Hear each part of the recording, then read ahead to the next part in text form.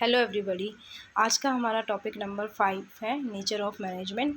इसमें हमने पढ़ना है कि कैसे मैनेजमेंट एज एन आर्ट है, साइंस है या फिर प्रोफेशन है।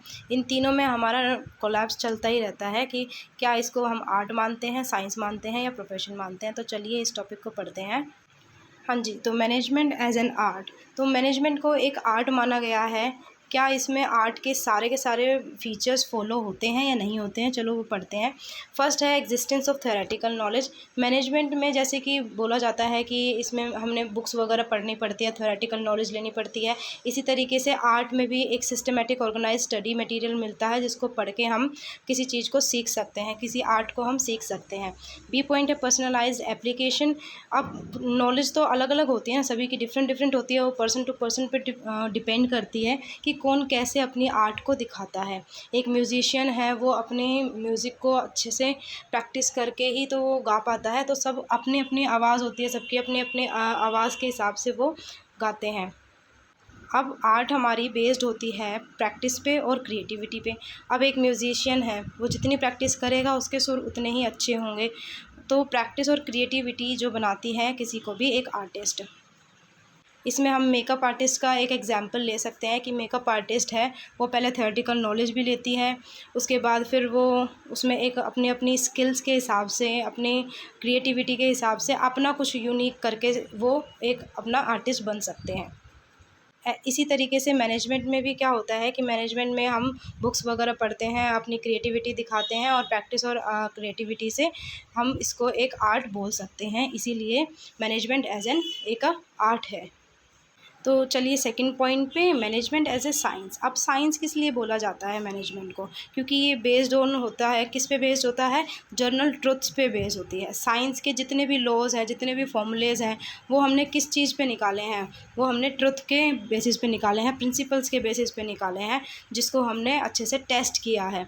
तो सिस्टमेटाइज, इसके भी 3 फीचर्स है। Systematize body of knowledge, principle based on experiments and observation. सी है यूनिवर्सल वैलिडिटी। अब जब भी कोई साइंस के बारे में पढ़ता है तो साइंस में क्या होता है, हमने एक सिस्टमेटाइज बॉडी ऑफ नॉलेज लेनी होती है, बुक्स वगैरह पढ़ने होते हैं, उनका कॉज एंड इफेक्ट के बारे में नॉलेज लेनी होती है। बी पॉइंट क्या बोलता है, principal based on experiment and observation. तो कोई भी लॉ है जो वो कॉज एंड इफेक्ट के हिसाब से ही हमारा लॉ बनता है। तो साइंटिफिक प्रिंसिपल्स जो होते हैं वो डेवलप होते हैं थ्रू एक्सपेरिमेंट्स एंड ऑब्जर्वेशन से ही।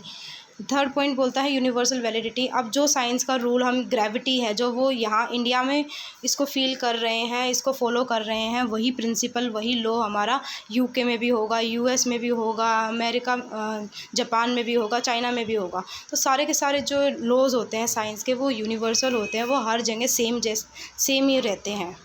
तो मैनेजमेंट क्या कहता है कि मैनेजमेंट एक सिस्टमेटिक बॉडी ऑफ नॉलेज है जिसमें कि हम प्रिंसिपल्स डेवलप करते हैं over a period of time. किसके बेसिस पे करते हैं, हम एक्सपेरिमेंट्स करते हैं ऑब्जर्वेशन के हिसाब से, जो कि यूनिवर्सली एप्लीकेबल बन सके, हम वो प्रिंसिपल निकालते हैं। लेकिन मैनेजमेंट में but they have to be modified according to given situation. जैसे कि मैंने बताया कि डायनेमिक एनवायरनमेंट होता है, तो डायनेमिक एनवायरनमेंट के हिसाब से हमें अपने प्रिंसिपल्स को भी चेंज करना पड़ सकता है। तो इसीलिए मैनेजमेंट को एक एग्जैक्ट साइंस ना बोलकर इसमें इनएग्जैक्ट साइंस बोला गया है। और क्योंकि इसमें पीपल इन्वॉल्व होते हैं तो इसको सोशल साइंस भी बोला गया है। Management as a profession. अब मैनेजमेंट एज अ प्रोफेशन में हमें इसके 5 पॉइंट पढ़ने हैं, वो क्या है वो देखते हैं। Well defined body of knowledge, चलो ठीक है, well defined body of knowledge है। प्रोफेशन में भी हमें किसी भी प्रोफेशन को चूज़ करते हैं तो उसकी नॉलेज के लिए पढ़ाई करनी पड़ती है, बुक्स वगैरह से उसको सीखना पड़ता है। बी है रेस्ट्रिक्टेड एंट्री। अब प्रोफेशन के लिए एक रेस्ट्रिक्टेड एंट्री क्या बनाया गया है, एंट्रेंस एग्ज़ाम्स। जैसे टीचर का एग्ज़ाम है उसके लिए हमें एंट्रेंस एग्ज़ाम देना पड़ता है, डॉक्टर का एंट्रेंस एग्ज़ाम देना पड़ता है, लॉयर के लिए एंट्रेंस एग्ज़ाम देना पड़ता है। तो हमें किसी भी प्रोफेशन में जाने के लिए एक एंट्री पे मतलब टेस्ट देना पड़ता है जिससे कि हम उस प्रोफेशन में एंटर हो सकें। इसलिए इसमें हर कोई ये प्रोफेशनल नहीं बन सकता है, उसको एंट्रेंस एग्ज़ाम क्लियर करके ही उस प्रोफेशन में एडमिशन मिलता है।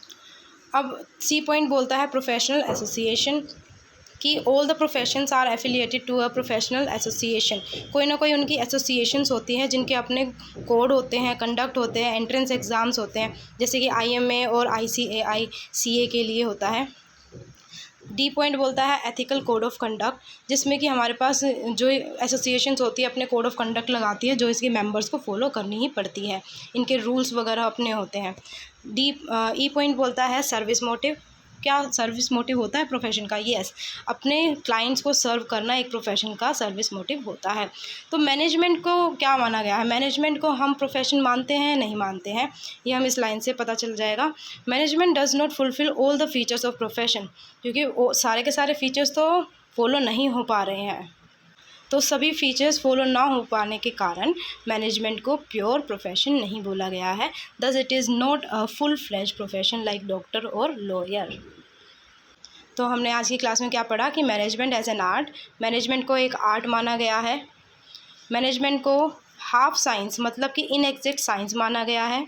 और मैनेजमेंट को प्रोफेशन पूरी तरीके से नहीं, but not full fledged, but थोड़ा बहुत प्रोफेशन माना गया है, क्योंकि इसमें भी हम नॉलेज लेते हैं और रिस्ट्रिक्टेड एंट्री होती है, ये सभी। तो thank you so much for watching this video. Thank you so much for watching this video guys.